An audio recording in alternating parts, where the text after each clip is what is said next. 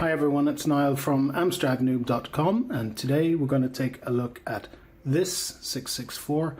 It still has some remaining issues, one of which is the keyboard, or rather the keyboard membrane, so we're going to try and fix that today.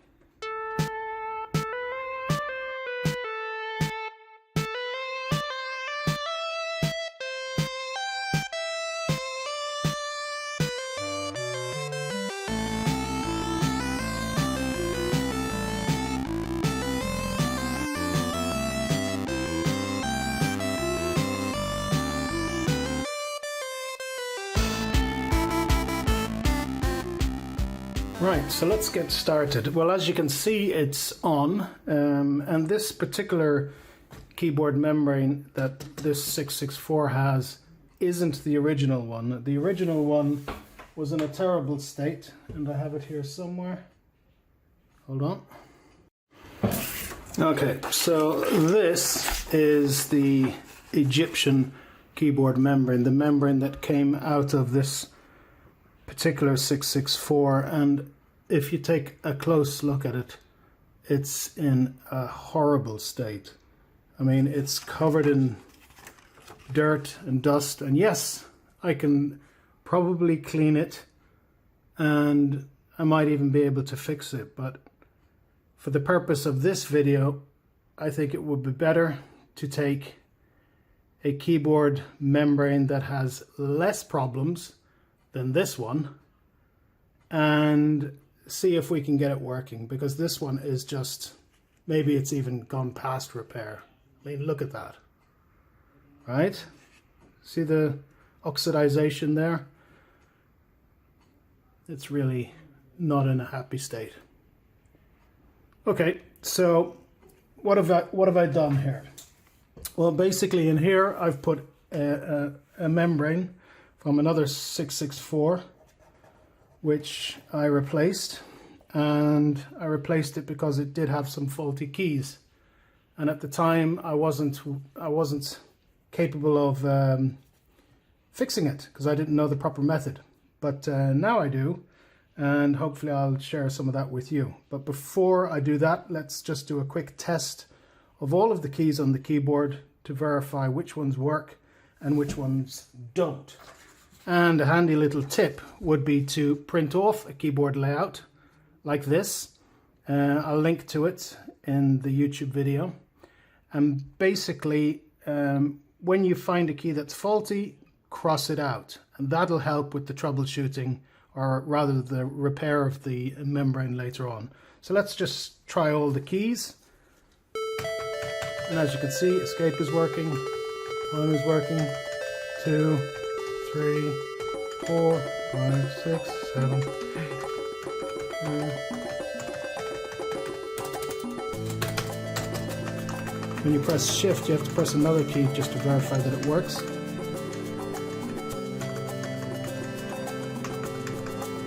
So actually this keyboard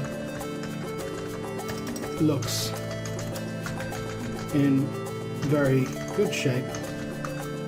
Sorry, this keyboard membrane.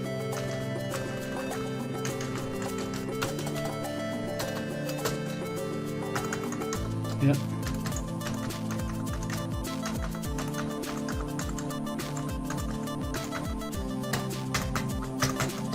Okay, that shift does not work, so let's mark that one off.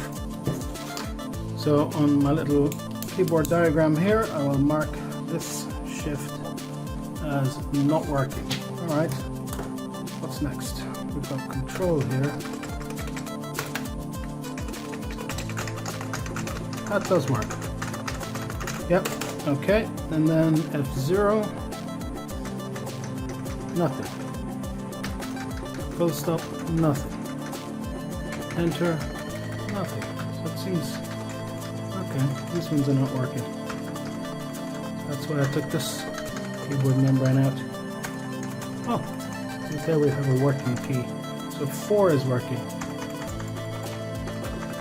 F4.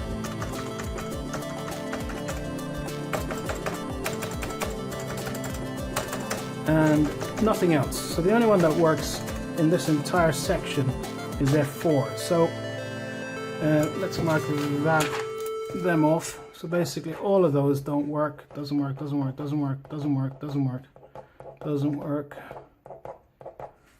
Right, so basically this whole section here, probably something has gone wrong on the keyboard membrane, and obviously something similar has happened here. So what we need to do now that we've identified where the problems are on the keyboard membrane is to actually open it up and examine the keyboard membrane. So that's what I'm going to do now. Don't forget to turn off the 664, disconnect, power. Okay, I haven't bothered to screw this one back up together again because I knew I was going to be doing additional jobs on it. So here we go.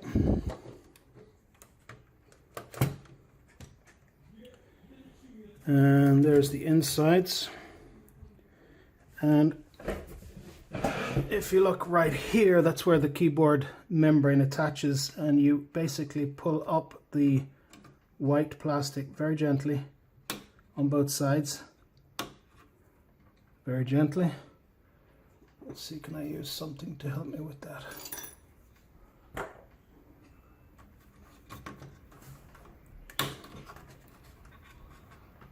Okay, it's up on that side, and it's up on that side. So now it's free. And of course there is this blue cable. There's a little flap you can pull, and it makes it very easy to get out. And then there's a little flap there for the white one. So we'll pull that one out as well. Okay, so now it's all separated. So we can move this out of the way. And I'm going to place something down so that we don't damage our keyboard.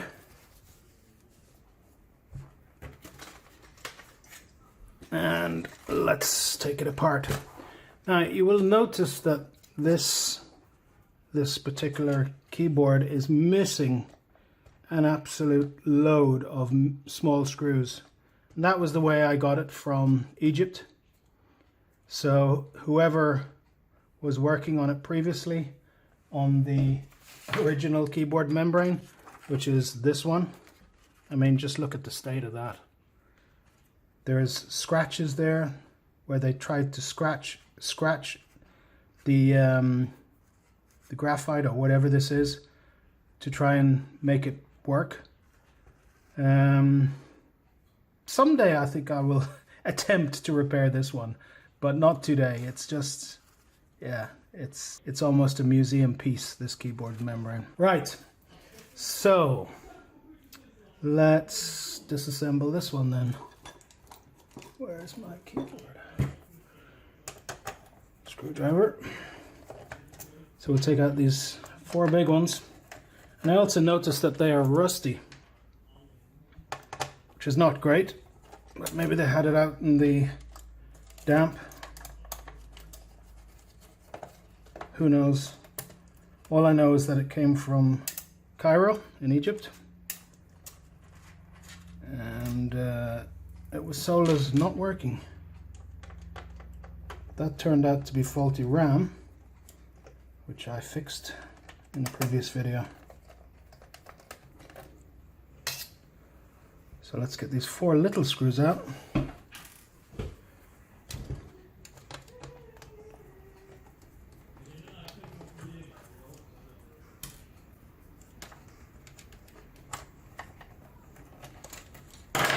And that should allow us to see the membrane.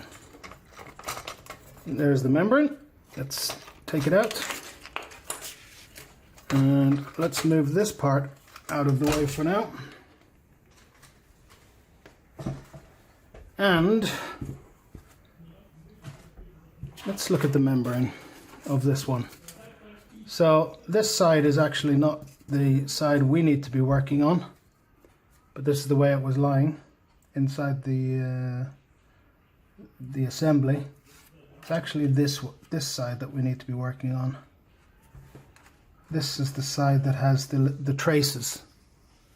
Right, so let's see, will the camera capture this? So basically it's like lines of graphite or carbon, some conductive material, whatever it is. And over the years it has either worn away or just got damaged from use. So we've got that, and we have our layout here, and basically if we were to flip this around, here is the problem area. This is the area that we're having all the issues with. So let's leave that there as a reminder of what's the problem.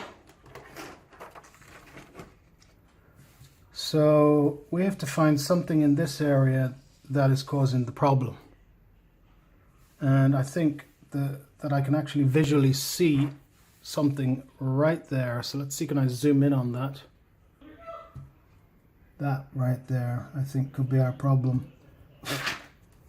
Okay, so what I will do to test it is get a multimeter.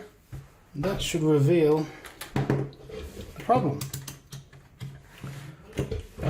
So if I set it to that setting there, it'll basically beep whenever there's contact. So for example, if I connect two lines like this, it should beep, and it does. So let's put this underneath so it's easier to see, like this. Right, so I think the problem is here. So if we were to go from here to here, that works. And if we go here to here, nothing.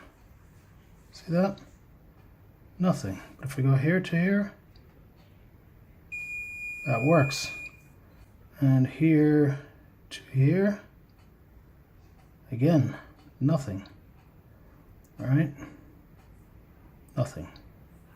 So I think if we try and patch that with some conductive paint, that it might solve the problem. But before we do that, let's look at the conductive paint samples that we're going to test with. Okay, so when I originally decided I was going to repair some of these keyboard membranes, I went out and got electric paint, something like this. And this is graphite based. It has good reviews on the internet, but I've had very, very little results with this one. And I can show you how it works. So basically, to test it, all you need to do is get yourself a piece of plastic, something like this, something see-through, so that you can see what you're doing. And then get a tool. And the tool in this case will be a paper clip. So there we go. All right, so I bent the paper clip out like this, and I'm going to use that as the paintbrush. So that's exactly what we're going to do now. Open this up, paint some on, and then test it with the multimeter. See what the multimeter thinks of it.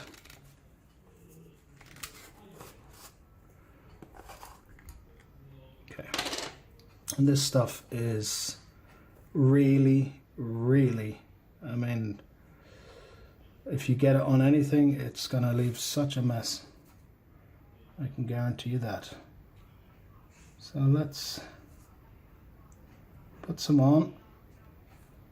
I mean, it looks the right color if you compare it to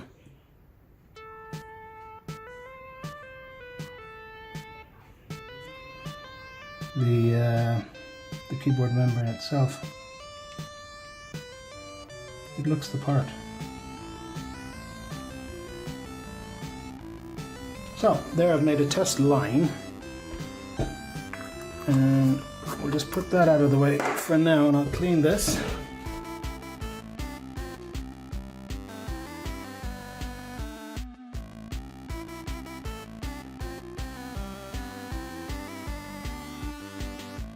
Okay, and now let's look at the other one. So the other one that I got, which I think is going to be better, is something called conducting silver. And this stuff I got it from Germany on eBay. And I'll link to it. I think it was eBay. And basically it says this silver conductive varnish adheres very well to glass material for circuit boards, ceramics, etc. for repair of circuit boards, windows antennas, window alarm loops, etc. Very good conducting capacity, approx 0.02 to 0.1 ohm. So let's take a look at what's in the package.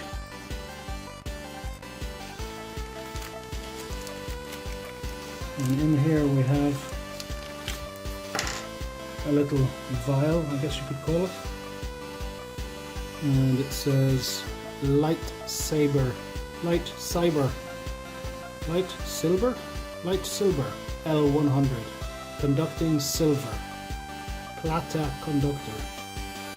Yeah, alright, so there's that, and there's some instructions inside here, and here you can see it says clean the surface, shake the product before use, apply with a brush,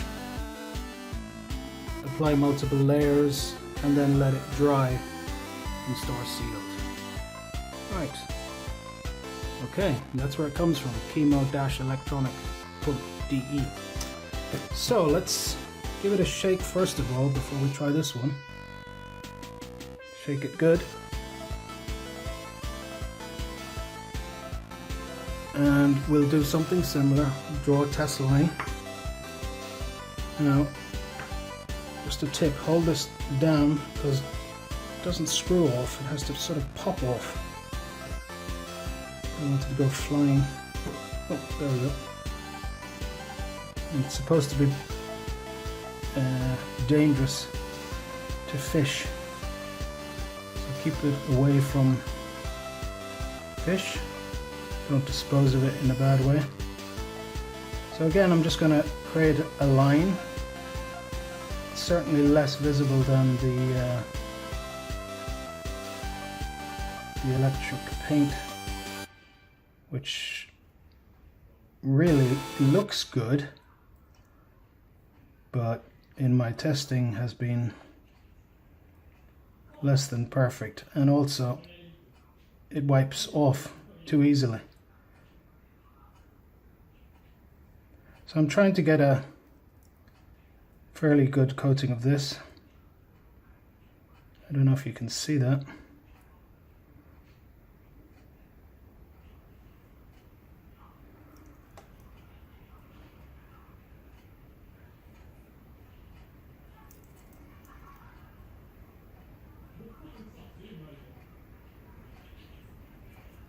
Okay, so let's stick this. I'm going to heat it up for a moment, let it dry just a bit. Okay,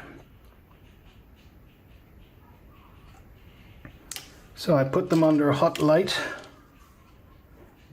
briefly. I'm just going to put a bit more of this on it so we get nearly as much of a coating as we have of the black stuff. Okay, so now let's take that out of the way and clean this off. Right. So the silver paint seems to be much easier to apply than the black stuff. Don't really know what the black stuff is made out of. Bare, conductive and electric paint. Doesn't really say. Could be graphite.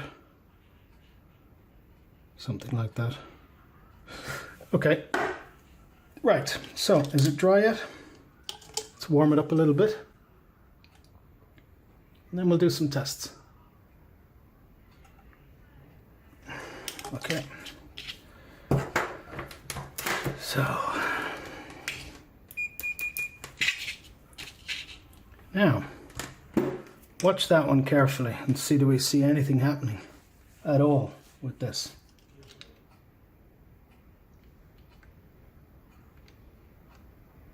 This still feels a little bit damp. So it hasn't quite dried yet, but look, nothing's happening. Now if I set it to ohms, I do definitely see a reaction there. You see that?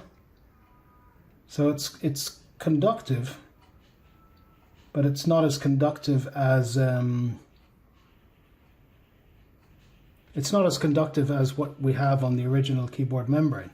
So let's try this one. Let's clean these first.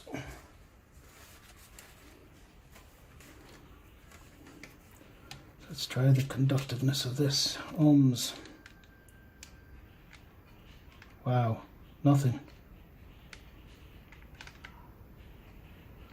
Really? Okay, I think this one, I think we need to apply some more of the silver. See that it's much easier to draw lines with this paint than it is with the other stuff.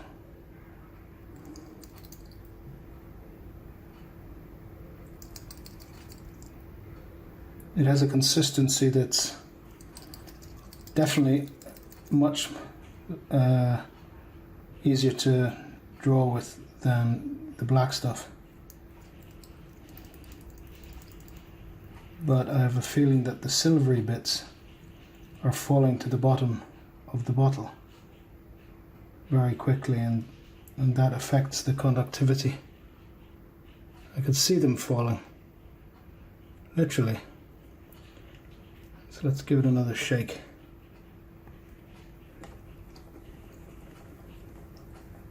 Turn it upside down.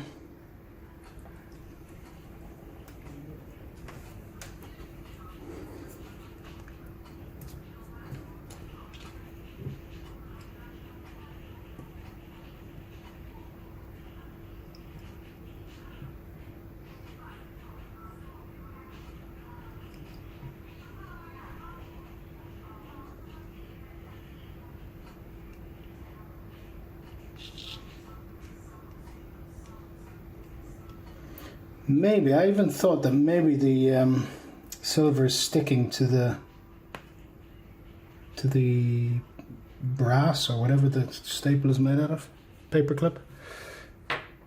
And look at that, it has spilt onto the paper now.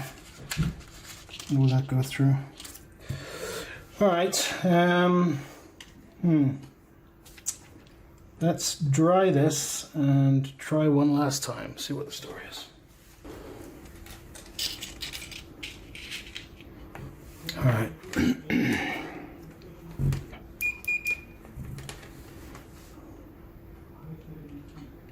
Aha! Look at that. So that one was very light. That's perfect. So that's what we need. Yeah. And the thick one? Oh, it works. So it must have been the silver. The little bits of silver were just at the bottom of the bottle. Look at that. Perfect. Absolutely perfect. And look at this one. Not perfect. So for that reason alone, I mean, okay, with the ohms test, you can see that this is conductive, but it's nothing like this.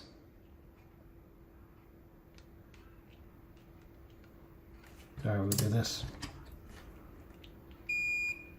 See that? And that's what we need for the keyboard to fix it.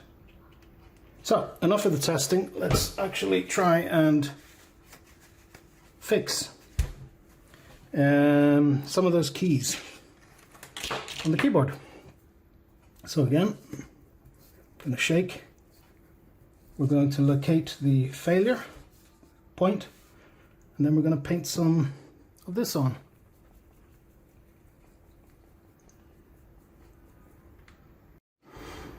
Alright, so let's just double check that we know where our failure point is. I think it's right there.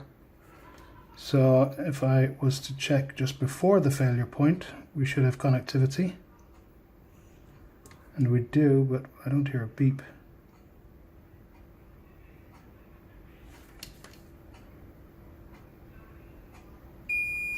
There we have a beep. There we have a beep. Here we have no beep. So there is the failure right there. And that's what I will attempt to fix now. But it's going to be hard because these lines are so small. And to try and do it with that black stuff would be nearly impossible for me. Okay, so let's try with this. Great, covered in it. All right, so here is the area we care about.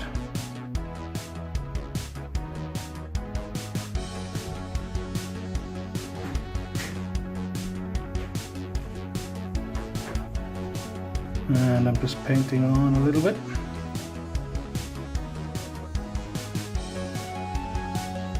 Hopefully not going to get it touching the other cable, or the other trace. I need to just double check that now.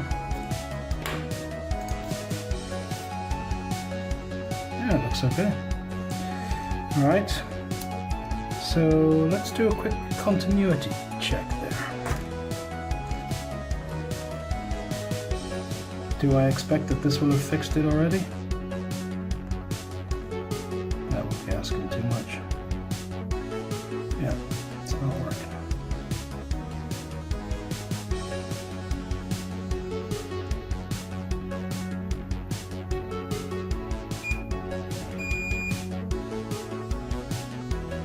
Okay, so like before, I'm going to turn it upside down, shake it.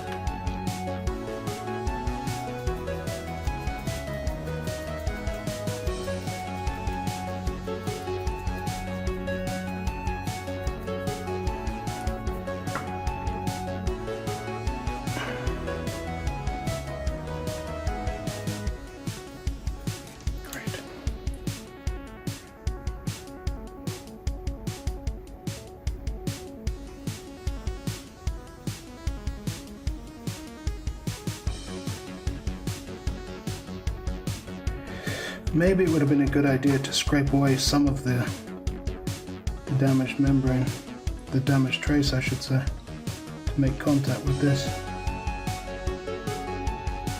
Maybe that's what I should have done. But let's see.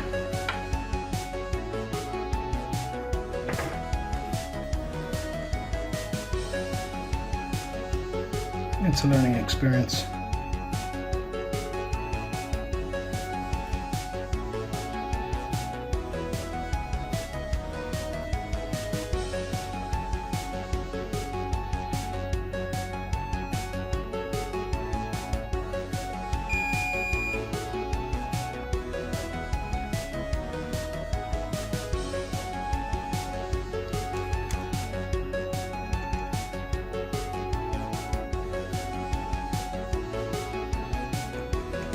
So that's what I'm going to try and do. Scrape a bit there. Scrape a bit here.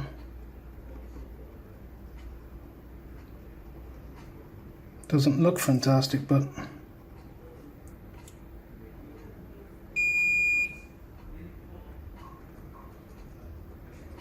I'm going to paint some of the silver stuff onto that and hope that that gets us what we need.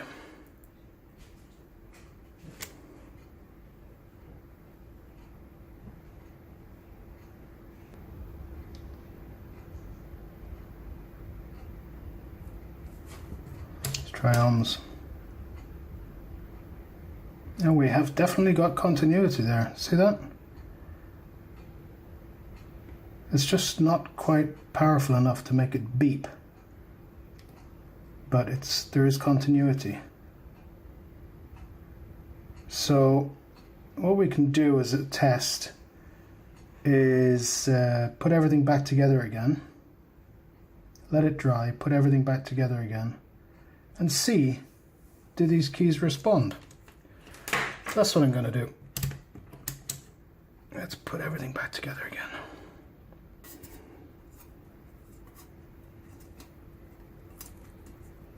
And remember, this is the Egyptian 664, which wasn't in the best shape when I got it.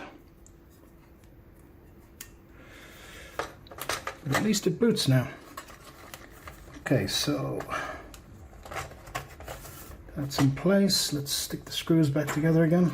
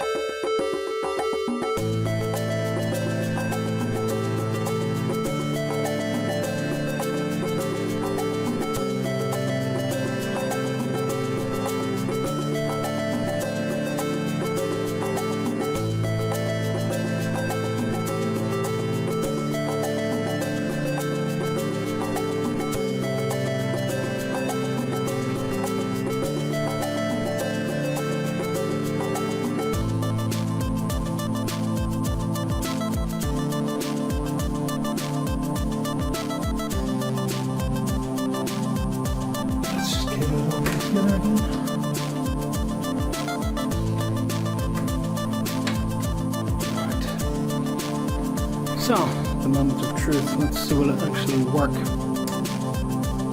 Power is on, so that's always a good sign. We've got some keyboards working, or keys working there, but these were our problem ones. So let's see, did we succeed in any shape at all? Oh my goodness, look at that. Wow. Oh, two. One, that's not right. Two, one, four, 5, 8. Okay. It's certainly not perfect, but there's a lot more keys working now than there was before. So that's something. 7, 8, 9 is giving me 8. I have no idea why.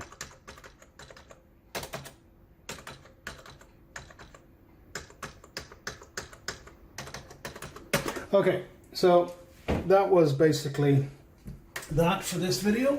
But before I sign off, I just wanted to show you what the new keyboard membranes look like, which I'll probably swap out on this one, and maybe someone that has more patience than me can try and repair the membrane.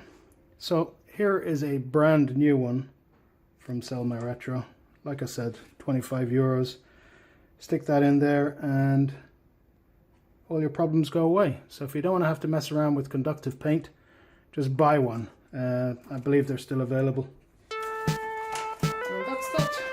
Hope you enjoyed it. If you did, give it a thumbs up, subscribe and like. Thank you. Goodbye.